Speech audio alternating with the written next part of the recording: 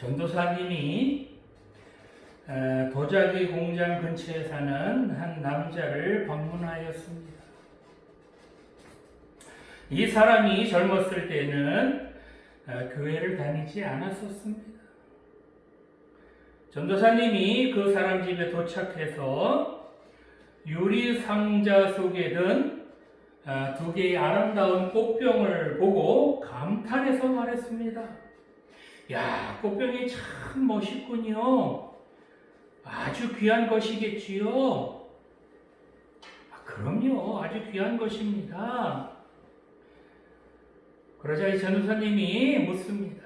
이 꽃병 나한테 얼마면 파시겠습니까? 그러자 이 남자는 고개를 휘저으며 전도사님에게 말했습니다.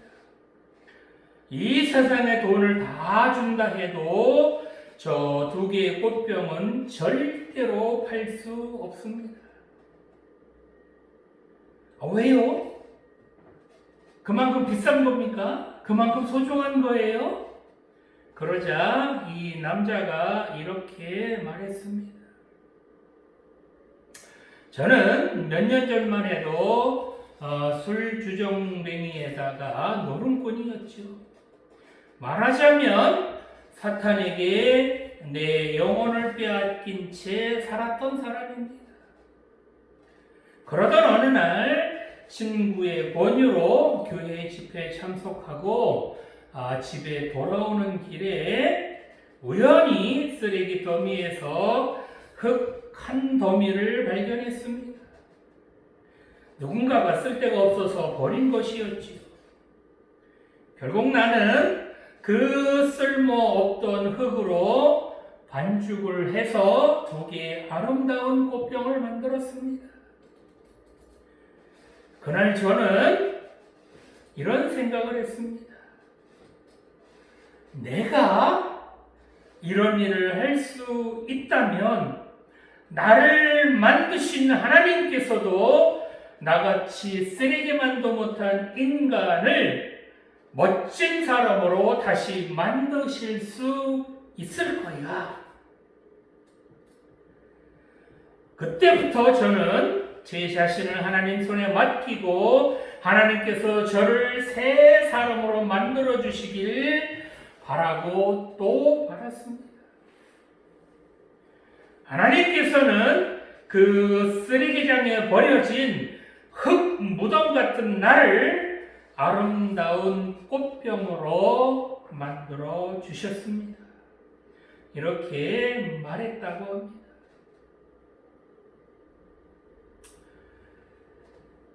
지난주에는 가룟 유다가 스승인 예수님을 팔려고 대제사장들과 장로들에게 돈까지 받은 그런 상황을 살펴보았습니다. 오늘은 예수님께서 그런 가룟 유다에게 어떻게 회개할 기회를 주셨는지, 그리고 가룟 유다는 이 예수님께서 회개할 기회를 주셨을 때 어떻게 반응했는지 살펴보면서 함께 은혜를 나누기를 원합니다. 자, 첫 번째로 우리 주님께서는 우리에게 회개할 기회를 주신다는 것입니다. 먼저 본문 23절을 보겠습니다. 대답하여 이르시되 나와 함께 그릇에 손을 넣는 그가 나를 팔리라. 아멘.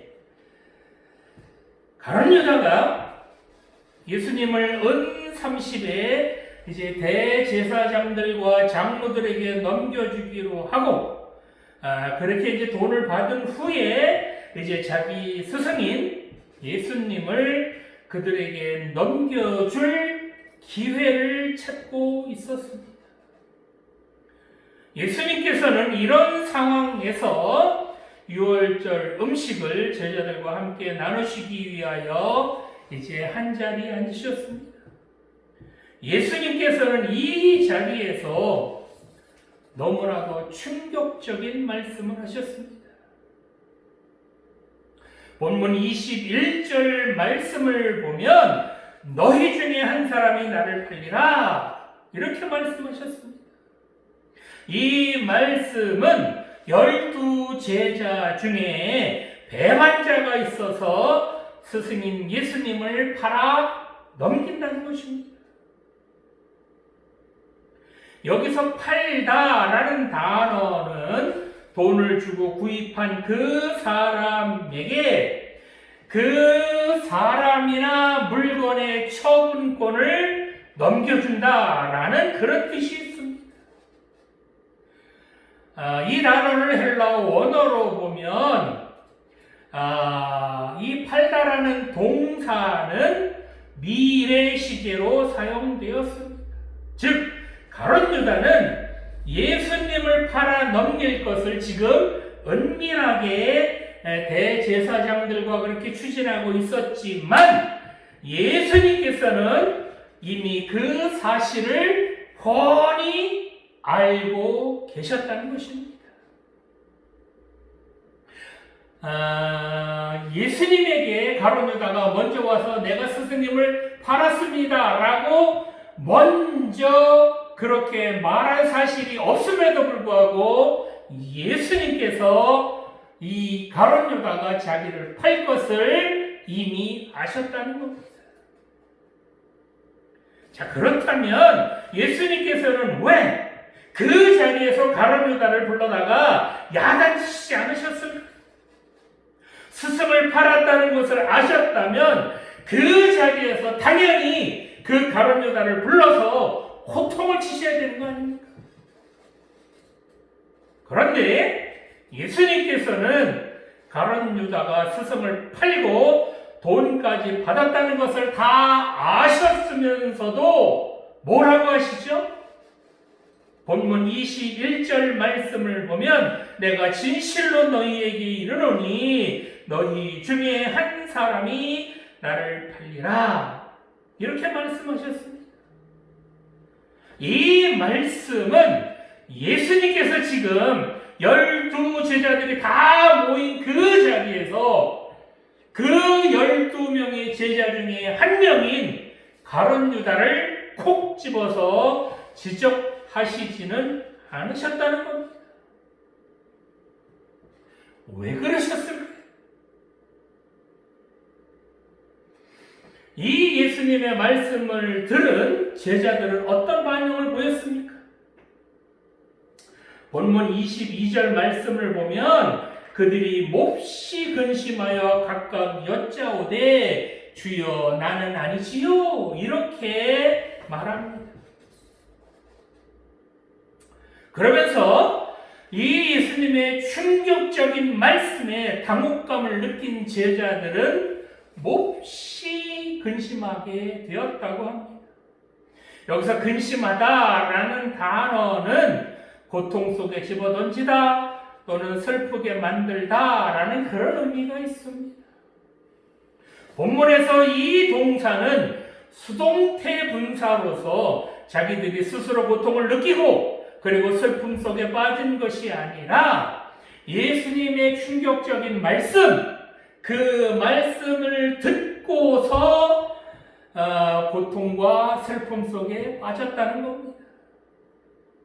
즉 이러한 깊은 슬픔과 근심은 모든 것을 버리고 따르던 주님을 잃게 될지도 모른다는 그런 불안감과 또한 자기들 중에 주님을 팔 배반자가 끼어 있다는 이 납득 못할 사실에 충격을 받은 것입니다.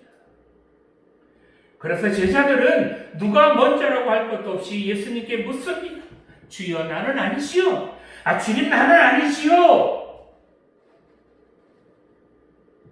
이 말을 원어로 보면 강한 부정적 대답을 기대할 때 사용하는 불변사가 사용되었습니다. 즉, 이 말은 주여 설마 진짜 나는 아니지요 라는 그런 의미입니다. 이 물음은 자신들은 예수님을 팔 자가 당연히 아니라는 것을 전제하는 것으로 이렇게 예수님에게 되묻고 있는 것입니다. 이렇게 근심에 쌓여있는 제자들에게 예수님께서 뭐라고 하십니까? 본문 23절 말씀을 보면 대답하여 이르시되 나와 함께 그릇에 손을 넣는 그가 나를 팔리라. 이렇게 말씀하십니다. 여기서 넣는 이라는 단어는 과거에 시작된 그런 동작이 현재까지도 진행된다고 하는 그런 부정과거 분사 형태로 나옵니다. 이 말은 이렇게 넣는다는 단어의 시제가 이미 과거에서부터 이루어진 것으로, 즉 과거에서부터 그 그릇에 빵을 손을 넣는 그 동작이 이미 시작되어서 지금까지도 빵을 넣고 있는 사람들, 그 사람까지 몽땅 다 통틀어서 이야기하는 것입니다. 이것은 예수님과 함께 빵을 찍어 먹기 위해서 스프 그릇에 손을 넣는 사람이 가룟 유다뿐만 아니라 거기에 모였던 나머지 11명의 제자들까지 몽땅 다 그 스프 그릇에 빵을 찍어서 먹었기 때문에 예수님께서는 자기를 팔자가 누구인지 지금 구체적으로 딱 지적하시지는 않으시는 것입니다. 아니, 예수님께서 이미 가룟 유다가 자신을 팔 것을 아셨다면 그 자리에서 밝히실 것이지, 예수님께서는 왜 가룟 유다를 바로 지적하지 않으셨을까? 예수님께서 가룟 유다를 그 자리에서 지적하지 않으신 것은 바로 가룟 유다 자신을 위해서입니다. 만약 예수님께서 가룟 유다를 그 자리에서 바로 지적하셨다면 너 이놈 네가 날 팔 놈이지 라고 바로 지적하셨다면 가룟 유다가 자기 잘못을 진심으로 깨달았을까요? 이렇게 그 현장에서 가룟 유다가 지적을 받았다면 나머지 11명의 제자들과 계속해서 함께 그 사역을 맡아서 감당할 수 있었을까요? 예수님께서 이렇게 가룟 유다를 바로 지적하시지 않고 우회적으로 지금 말을 돌리시는 것은 바로 가룟 유다의 자존감, 그 자존감을 세워주시기 위해서입니다. 인간은 누구라 할 것 없이 지적을 받게 되면 그 자리에서 내가 잘못했네 라고 자기 잘못을 깨닫기보다는 자기가 지적당했다고 하는 반감이 앞서기 마련입니다. 자기를 지적한 사람에 대한 서운한 감정이 앞설 뿐이지 그 사람이 내 잘못을 지적해 주어서 고맙습니다 라고 여기는 사람은 거의 없다는 겁니다. 지금 예수님께서는 이처럼 가룟 유다를 배려하시면서 그가 자기 잘못을 깨닫기를 기다리고 또 기다리고 계신 것입니다. 이렇게 스승인 예수님을 팔아먹은 그 배신자를 배려하는 것, 그것은 바로 예수님께서 이 가룟 유다를 믿어 주셨다는 겁니다. 비록 스승을 팔아먹은 그런 가룟 유다일지라도 그런 가룟 유다가 자기 잘못을 깨닫고 그렇게 회개하고 돌아오기를 믿고 기다리셨다는 겁니다. 이런 예수님의 배려와 믿음, 이것을 바로 사랑이라고 합니다. 예수님께서 스승을 팔아버린 그런 가룟 유다에게 회개할 기회를 주시고 또 주시면서 그 가룟 유다를 배려해 주셨고, 그리고 믿고 기다려 주신 것은 바로 비록 스승을 팔아먹은 그런 배은망덕한 그런 제자일지라도 그런 제자를 예수님께서는 끝까지 사랑하셨다는 것입니다. 그렇습니다. 우리 예수님은 이런 분이십니다.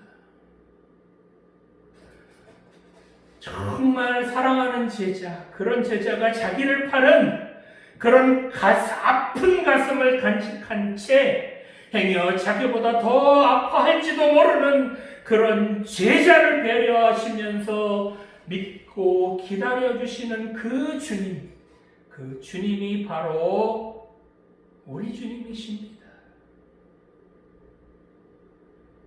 가룟 유다는 3년씩이나 예수님을 따라다니면서도 그런 스승을 믿지 못하고 팔아버렸지만, 예수님은 끝까지 그런 제자에게 회개할 기회를 주시고 또한 그를 믿으시면서 끝까지 기다려 주셨습니다.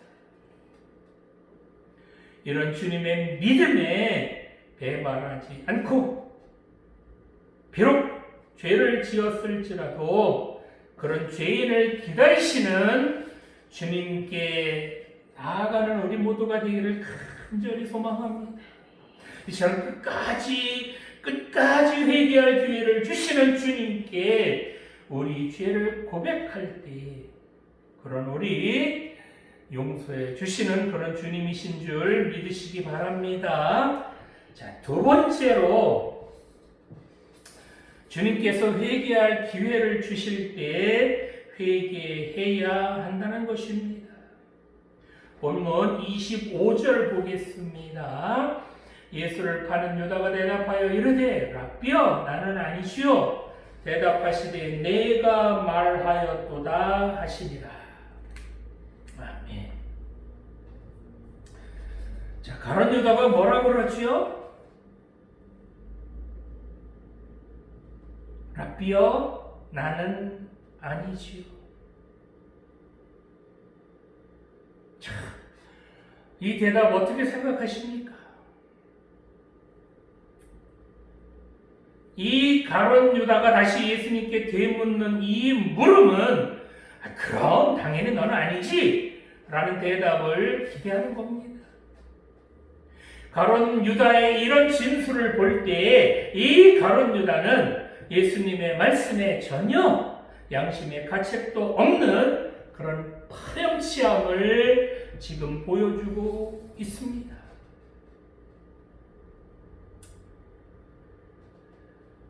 가룟 유다는 지금 누구를 속이고 있습니까? 바로 하나님의 아들이신 예수님을 속이고 있습니다. 예수님께서 좀 전에 뭐라고 그러시죠? 나와 함께 그릇에 손을 넣는 그가 나를 팔리라 라고 하신 이 말씀을 들었다면 감히 예수님 앞에서 어떻게 이렇게 뻔뻔한 거짓말을 할 수 있겠습니까? 그러나 이미 마음을 죄에 빼앗긴 가룟 유다는 예수님 앞에서조차 거짓말을 하고 있습니다. 예수님께서 그렇게 뻔뻔하게 거짓말하는 유다에게 뭐라고 말씀하시죠? 네가 말하였도다 이렇게 말씀하십니다. 이 말씀은 긍정을 나타내는 대답이기는 하지만 사실은 직접적인 표현보다는 우회적인 표현입니다. 즉 예수님께서는 다른 제자들이 눈치를 채지 못하도록 우회적으로 대답하셨습니다. 그렇지만 이렇게 예수님이 자기가 스승인 예수님을 팔 것이라고 이미 예수님께서 알고 계신다는 이 사실에 가룟 유다는 얼마나 긴장도 되고 쇼크도 받았겠습니까? 그렇다면 가룟 유다는 자기의 모든 죄를 다 아시는 주님 앞에 그 자리에서 자기 죄를 고백했어야 합니다. 그런데 가룟 유다 뭐라 그러나요? 나는 아니지요. 이 말을 들을 때 여러분들이 예수님이시라면 어떻게 하시겠습니까? 이 배은망덕한 놈아, 어디서 끝까지 거짓말이니? 라고 가만히 두시지는 않았을 겁니다. 그런데 예수님께서는 이것까지도 참으셨습니다.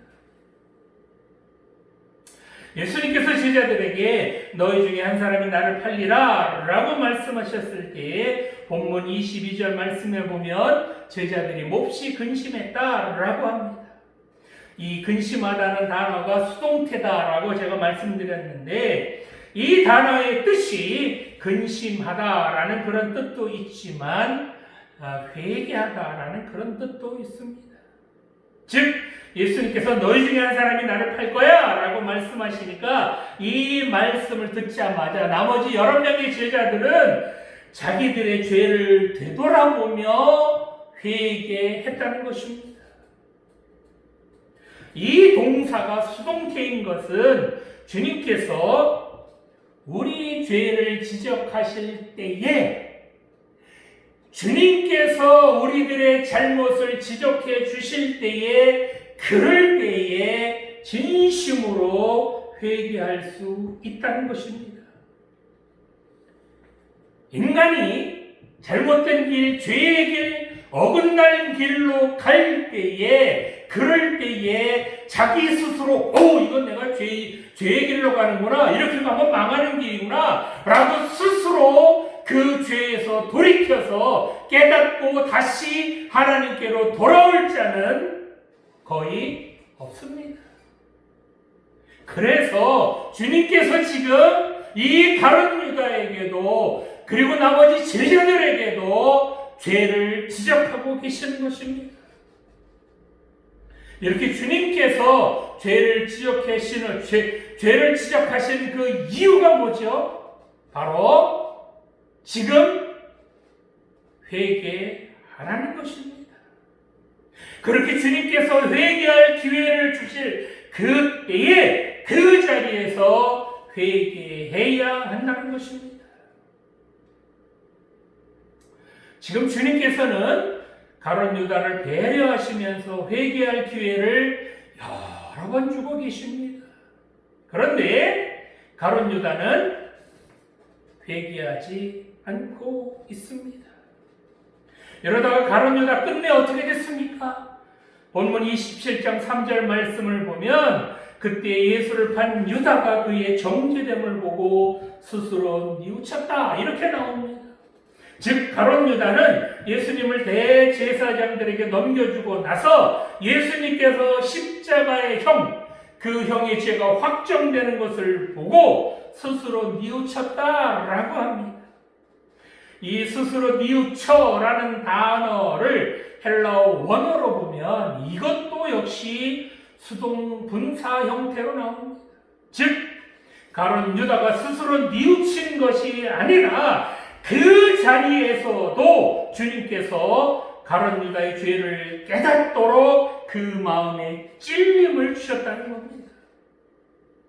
이 뉘우치다라는 단어는 생각을 바꾸다라는 그런 뜻으로 회개하다라는 단어와는 약간 다른 그런 단어입니다. 즉 회개란 죄의 길로 가던 방향을 완전히 바꾸는 삶의 변화까지를 말하는 것이라면 이 뉘우치다라는 것은 잠깐 일어나는 후회 또는 생각의 변화 그런 것들을 말할 때 쓰이는 단어입니다. 그래도 이처럼 이 가룟 유다의 생각을 바꿔보도록 주님께서 가룟 유다에게 그 자리에서라도 이렇게 뉘우칠 기회를 주시고 또 주셨다는 것입니다. 이처럼 주님께서는 아무리 많은 죄를 지은 그런 죄인일지라도 한 사람일지라도 더 회개하고 주님께로 돌아오도록 회개할 기회를 주시고 또 주시는 것입니다. 그렇습니다. 죄를 지으면 후회만 남습니다. 죄를 지으면 그 대가는 비참함으로 돌아옵니다. 죄를 지으면 내 존재의 가벼움 때문에 견디지를 못합니다. 가룟 유다는 이처럼 주님께서 회개할 기회를 주셨을 때 즉시 회개했어야 합니다. 마태복음 18장에 보면 베드로가 예수님에게 형제가 죄를 범했을 때 몇 번까지 용서해 줘야 되느냐? 라고 그렇게 예수님에게 묻습니다. 그러자 예수님께서 이렇게 말씀하시죠. 7번뿐 아니라 7번을 70번까지라도 용서해라. 이렇게 말씀하셨습니다. 이 말씀은 끝없이 용서하라는 그런 말씀이시죠. 이렇게 말씀하신 그 주님께서 우리 죄가 아무리 많을지라도 어찌 우리 죄를 용서해 주시지 않으시겠습니까? 아무리 죽을 죄를 지었을지라도 주님 앞에 나아가 진심으로 회개한다면 어떤 죄라도 다 용서해 주실 줄 믿으시기 바랍니다.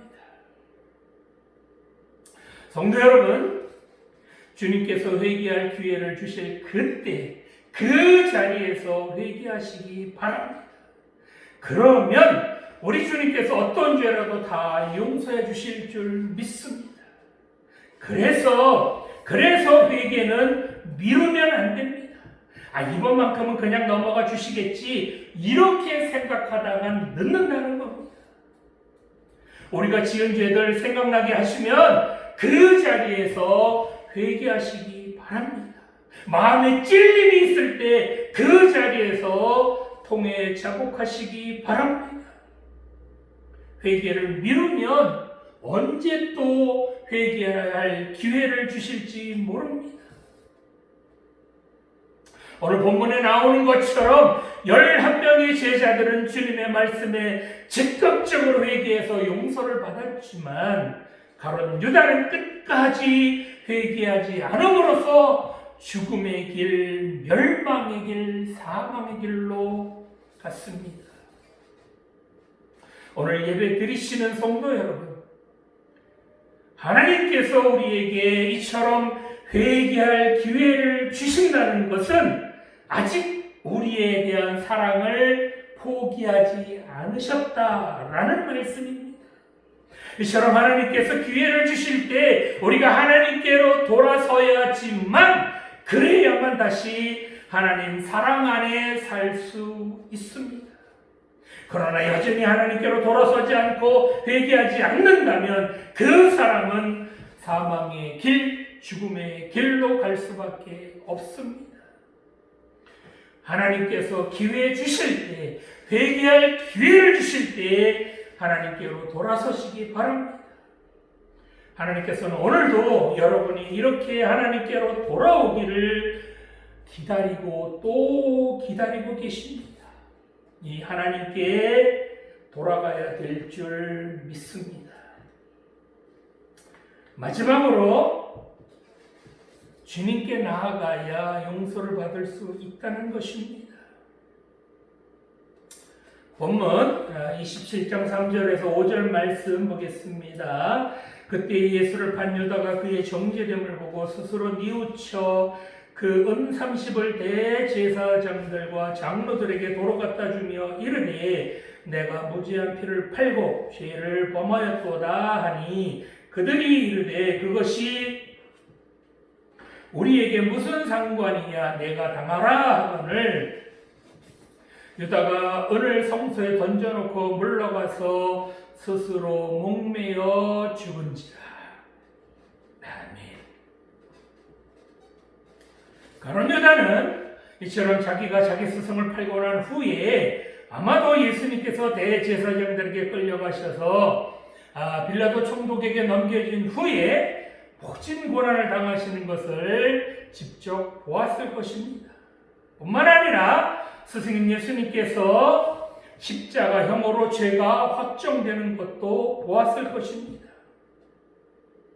이런 모든 것을 본 가룟 유다는 자기가 스승 몸값으로 받은 은 30을 다시 대제사장들과 장로들에게 도로 갖다 주면서 내가 무지한 피를 팔고 죄를 범했다라고 말합니다. 그런데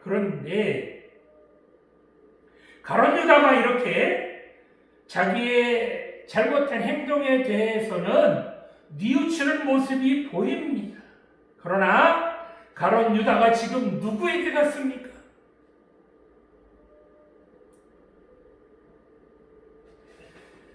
잘못이 있다면, 죄를 범했다면 하나님께 나아가야 합니다.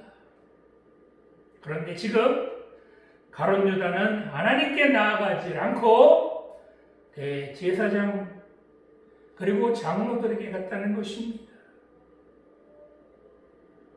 회개란 과거의 허물과 죄와 잘못을 인정하고 고백하는 것입니다. 그러나 그것이 회개의 전부는 아닙니다. 진정한 회개는 바로 하나님께로 돌아가는 데 그 본질이 있습니다. 가룟 유다는 뉘우치고 난 후에 예수님을 판 은 30을 가지고 대제사장들과 장로들에게 갔습니다. 아니 지금 가룟 유다가 저지른 죄, 그 죄가 대제사장들에게 지은 죄입니까? 장로들에게 지은 죄인가요? 아닙니다. 바로 예수님께 지은 죄입니다. 그런데 지금 가룟 유다는 대제사장들과 장로들을 찾고 있습니다. 가룟 유다가 자기가 지은 죄를 회개할 그 대상은 바로 대제사장이나 장로들이 아니라 자기가 회개해야 할 대상은 바로 예수님입니다. 어떻게 대제사장과 장로들이 가룟 유다의 죄를 용서해 줄 수 있겠습니까? 그런데 가룟 유다는 지금 예수님을 찾지 않고 대제사장을 찾아가서 고민을 털어놓습니다. 그러자 대제사장들과 장로들이 뭐라 그래요? 그것이 우리에게 무슨 상관이냐? 네가 당하라. 아주 그들은 냉담한 반응을 보였습니다. 이 말은 네가 지은 죄값이니 네가 전부 치러라 라는 그런 의미죠. 누구든지 죄를 범하였으면 그 죄값을 받는 것, 그것은 당연합니다. 그렇습니다. 본문에 나오는 대제사장들과 장로들은 죄를 용서할 수 있는 그런 권한은 없습니다. 뿐만 아니라 대제사장들과 장로들처럼 이렇게 가룟 유다로 하여금 죄를 짓게 한 그런 사람들은 결코 그렇게 죄를 짓게 한 그 죄에 대해서는 자기들이 책임을 지지도 않습니다.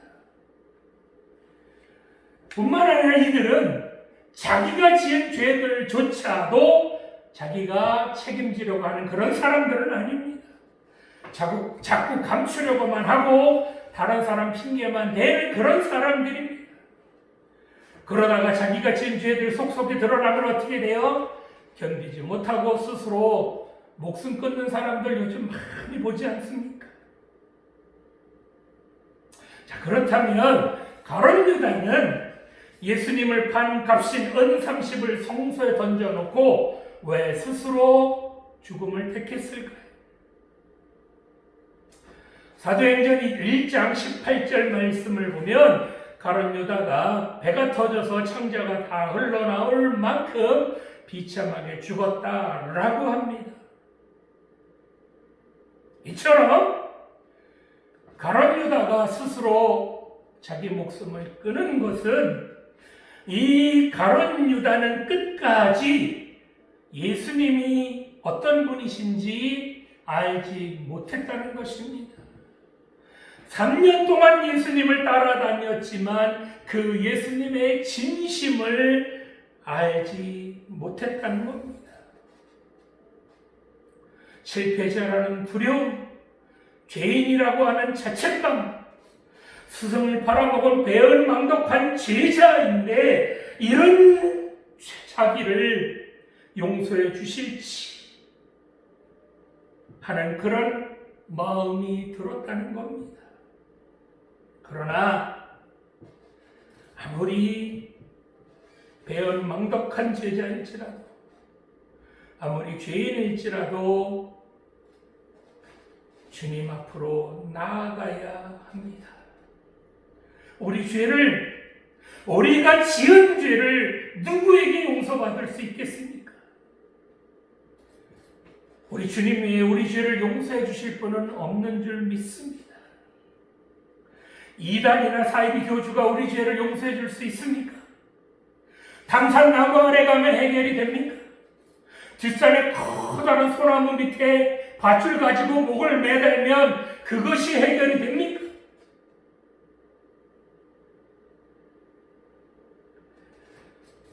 이 가룟 유다는 자기의 한 짓, 자기가 지은 그 죄를 돌아보면 볼수록 참을 수 없는 자기의 존재의 그 가벼움 때문에 견디지를 못한 겁니다. 아, 내가 요 정도밖에 안 되는 놈이었나? 내가 그저 은30에 스승을 팔아먹을 그런 놈밖에 안 됐나?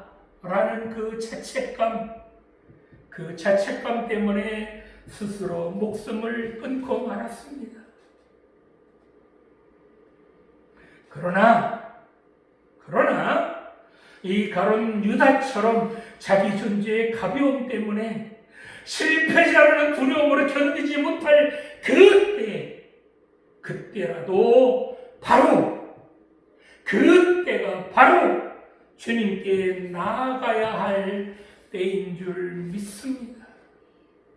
가룟 유다의 가장 큰 실수는 바로 마지막 스스로 죽을 만큼 괴로울 때 주님께 나아가지 않은 것, 그것이 가룟 유다의 가장 큰 실수입니다. 실패해도 괜찮고요, 자존감이 땅에 떨어져도 괜찮습니다. 이런 내 모습 그대로 주님께 나아갈 때 그런 실패자의 모습일지라도 패배자의 모습일지라도 배은망덕한 그런 형편없는 제자의 모습일지라도 그런 나를 용서해 주시고 끌어안아 주시는 그 주님 품에 나아가야 될 줄 믿습니다. 실패했다고 패배했다고 스스로 목숨을 끊으면 다시는 용서받을 수 없습니다. 스스로 죽을 만큼 힘이 든다면 그럴 때 다른 것 찾지 마시고 주님 찾으시기 바랍니다. 견딜 수 없을 만큼 힘이 들 때, 그럴 때 주님 앞으로 나아가시기 바랍니다. 그러면 주님께서 우리를 용서해 주시고 다시 일으켜 세워 주실 줄 믿으시기 바랍니다. 사도 바울은 로마서 8장에서 이렇게 고백합니다. 누가 우리를 그리스도의 사랑에서 끊으리요? 환난이나 곤고나 박해나 기근이나 적신이나 위험이나 칼이나. 그러나 이 모든 일에 우리를 사랑하시는 이로 말미암아 우리가 넉넉히 이기느니라. 내가 확신하노니 사망이나 생명이나 천사들이나 권세자들이나 현재 일이나 장래 일이나 능력이나 높음이나 기쁨이나 다른 어떤 피조물이라도 우리를 우리 주 그리스도 예수 안에 있는 하나님의 사랑에서 끊을 수 없으리라. 이렇게 고백했습니다. 아무리 죄를 많이 지었을지라도 아무리 힘들지라도 정말 죽을 만큼 그렇게 자존감이 땅에 떨어지고 참을 수 없는 그 존재의 비참함이 나에게 밀려올지라도 주님께 나아가면 주님께서 다시 우리를 끌어주시고 다시 회복시켜 주시고 다시 사랑해 주실 줄 믿으시기 바랍니다. 기도드리겠습니다. 우리의 어떤 죄라도 용서해 주시기를 기뻐하시는 하나님 아버지, 하나님께서 우리에게 이렇게 회개할 기회를 주실 때 회개하게 하여 주시옵소서. 우리가 죄를 지었을 때 회개할 기회, 그 기회를 주시니 감사드립니다. 이처럼 우리에게 회개할 기회를 주신다는 것은 바로 주님께서 우리를 포기하지 않으시고 우리를 사랑하시기 때문인 줄 믿습니다. 주님께서 우리를 끝까지 믿어주시기 때문인 줄 믿습니다. 이 주님의 사랑하심과 믿음을 저버리지 않게 하여 주시옵소서. 이렇게 회개할 때 다시 생명의 길로 나아갈 수 있지만 회개하지 않으면 멸망의 길, 죽음의 길로 간다는 것 명심하게 하여 주시옵소서. 어떤 죽을 죄를 지었을지라도 우리를 용서해 주시는 그 주님께 나아가게 하여 주시옵소서. 주님께서는 어떤 죄인이라도 다 용서해 주시는 그런 분이신 줄 믿습니다. 참을 수 없는 존재의 가벼움, 패배감, 실패자라는 그런 두려움이 있을지라도 주님께 나아가면 그런 우리를 용서해 주시고 다시 회복시켜 주실 줄 믿습니다. 이렇게 우리를 다시 일으켜 세우실 그 주님만 붙들고 살아가게 하여 주시옵소서. 감사드리며 예수님 이름으로 기도드립니다.